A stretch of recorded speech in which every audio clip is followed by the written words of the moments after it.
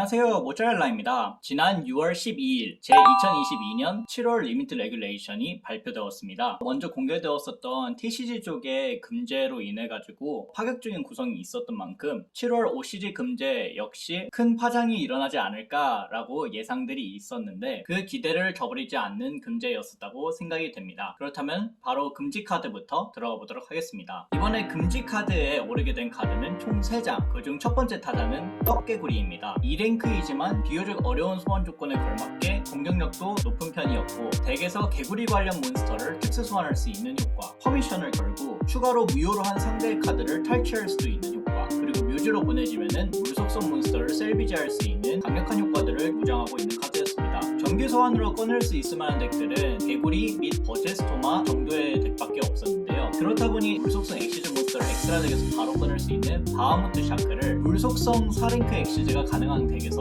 꺼내는 것이 일반적이었습니다. 제한 정도의 위치를 고수하고 있었지만 이것을 완전히 무너뜨리게 된 계기가 스프라이트의 등장이었습니다. 2레벨, 2랭크, 2링크 몬스터들 위주로 이루어져 있는 카드군으로 개구리 파츠들과 굉장히 잘 어울렸으며 링크 몬스터인 스프라이트 엘프의 효과로 한 번 사용했던 떡개구리를 다시 소생을 해서 한 턴의 효과를 2번이나 우려먹을 수 있다는 점이 지나치게 강력하였습니다. 떡개구리가 스프라이트의 완성도를 굉장히 높여주는 카드였기 때문에 제재는 불가피했다고 생각합니다. 두 번째로 금지의 자리에 오르게 된 카드는 크리스트론 하리파이버입니다. 이번 금지 제한 리스트에서 가장 호불호가 크게 갈리는 카드일 거라고 생각이 드는데요. 수년간 스스로가 올라가지 않고 제한의 자리에서 버티면서 시너리가 좋은 카드들을 굉장히 많이 금지의 자리로 제재를 하였던 만큼 저승사자라고도 불리고 생존왕으로도 불렸습니다. 파워가 강력한 데에도 밑으로 금지의 호불호가 많이 갈리는 이유는 첫째로는 현재 환경의 주도권을 부여잡고 있는 덱들에서 하리파이버를 잘 쓰고 있지 않기 때문에 좀 뒤늦은 금지가 되었다라는 점이 있으며, 둘째는 수많은 환경권 외의 덱들이 하리파이버에 대한 이조도가 굉장히 높았었던 만큼 완전히 수정을 하거나 아예 덱을 폐기해야 되는 상황까지 갔기 때문입니다. 저는 그럼에도 불구하고 하리파이버의 금지에 대해서는 긍정적으로 생각하는 편인데, 수많은 덱들의 결과물의 획일화를 가져온다는 점에서 테라나이트 프톨레마이오스와 비슷한 느낌의 카드이지 않나라는 생각을 많이 받았기 때문에 금지로 보내는 것에 대해서는 저는 호평하는 입장이었습니다. 마지막으로 금지 카드에 오르게 된 카드는 페너티 스페이스. 이전에서도 언급했었던 졸과 경화의 항아리 덕분에 제한 카드들을 손에 잡는 것이 너무나도 쉬워졌고 현재 다양한 덱들의 고점이 높은 상황인데 이런 카드까지 얹어서 절대로 돌파할 수 있을 만한 여지를 주지 않는다는 점은 지나치게 게임을 언페어하게 풀어갈 수 있어서 합당한 제재였다라고 생각을 하는 편입니다. 다음은 제한 카드입니다. 제한 카드 중에서 금지의 자리에서 벗어나게 된 카드가 한 장이 있는데 바로 마도서의 심판입니다. 대량의 서치와 특수 소환까지 할 수 있게 해주는 이 카드는 망가진 카드라는 평가가 상당히 컸었고 지금에서도 사람들이 풀릴 것이라고 예상을 전혀 하지 못했습니다. 그럼에도 불구하고 현재의 환경상 많이 상향 편중화되어 있는 상황이고 당시에는 없었던 하루 우라라와 같은 카드들이 굉장히 많이 나타났기 때문에 막을 수 있는 확률 또한 높아졌으며 마도서 카드들이 그렇게 압도적인 카드들이 아니어서 오히려 그거에다가 덱 스페이스를 할애하는 것이 디메리트가 될 수도 있다라는 평가도 조금씩 나오고 있습니다.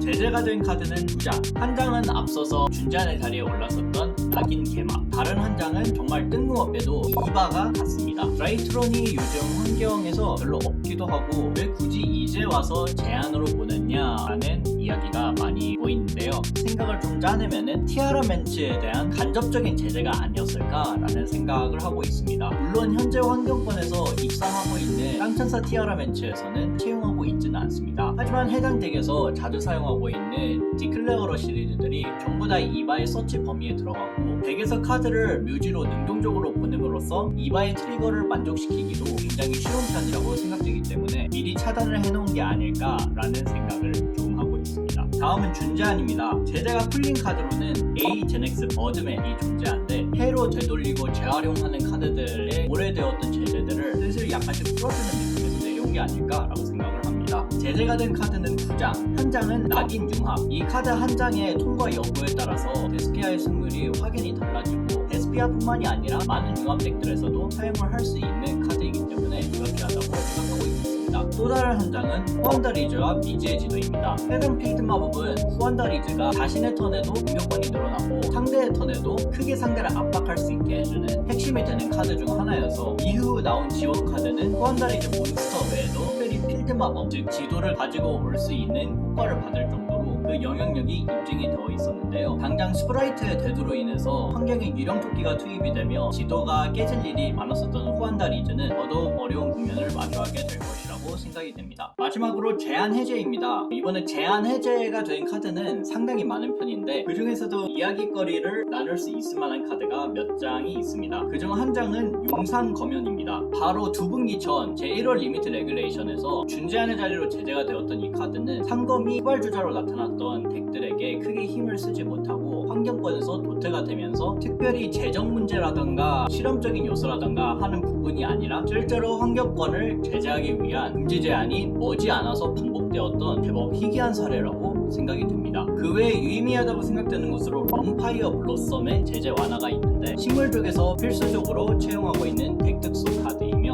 춘화정, 나추르 관련된 지원들이 계속 되어가고 있으면서 수요가 더 높아질 수도 있지 않나라는 생각을 많이 하게 되었습니다. 추가로 뇌수령 썬더 드래곤도 이번에 제재에서 풀리게 되었는데 썬더 드래곤 관련되어서 요 근래에 처음으로 제재가 완화된 카드라고 기억을 하고 있는데요. 한 장과 두 장의 차이가 두 장과 세 장의 차이보다 훨씬 더 치명적이기 때문에 뇌수령보다는 뇌조령 쪽을 한 장 풀어주는 것이 더 좋지는 않았을까라고 썬더 드래곤 유저들 입장에서는 이야기를 할 수 있지만 전체적으로 문제 완화가 그 덱에 직접적으로 바로 파워를 올리려고 풀어준다기보다는 서서히 풀어준다라는 느낌이기 때문에 썬더 드래곤의 제재 완화에 1순위는 뇌수령이 될 수밖에 없었다라는 것이 저의 생각입니다. 마지막으로 유의미하다고 생각한 제재 완화로 번개가 있습니다. 입산 덱들을 확인해 보신 분들은 잘 아시겠지만 투트랩이 상대방에게 미치는 영향이 별로 크지 않게 드러나면서 현재 사이드 덱은 돌파 위주의 카드들로 이루어져 있어서 4월 리미트 레귤레이션 기준으로 번개 2장, 블랙홀 3장, 라이트닝 스톰 3장 총 8장의 상대 몬스터를 전부 치울 수 있는 카드들을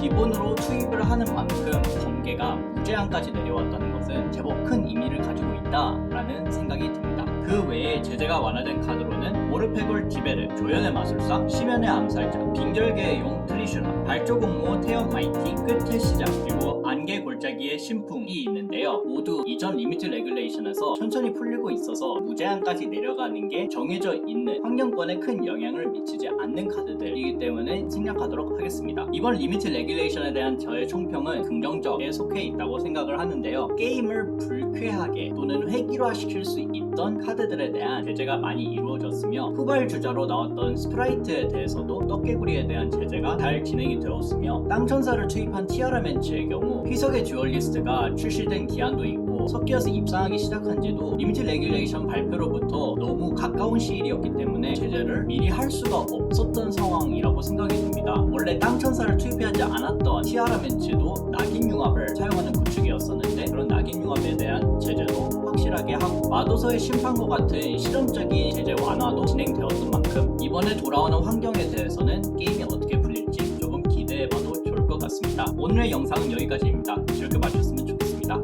감사합니다.